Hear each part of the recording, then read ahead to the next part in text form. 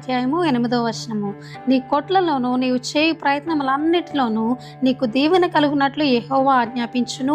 నీ దేవుడైన యెహోవా నీకు ఇచ్చుచున్న దేశంలో ఆయన నిన్ను ఆశీర్వదించును.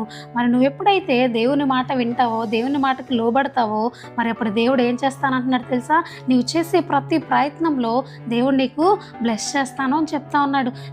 నువ్వే ప్రయత్నం అయితే చేస్తావో, ఎగ్జామ్స్ విషయంలో, లేదంటే చదివే విషయంలో, నీ గుర్తుంచుకునే విషయంలో, ప్రతి విషయంలో కూడా, అదే పెద్ద పిల్లలైతే ఇంటర్వ్యూస్ ఫేస్ చేసే విషయంలో, అలాగా ప్రతి విషయంలో మీరు చేసే ప్రతి ప్రయత్నంలో దేవుడు నిన్ను బ్లెస్ చేస్తాను అని చెప్తా ఉన్నాడు.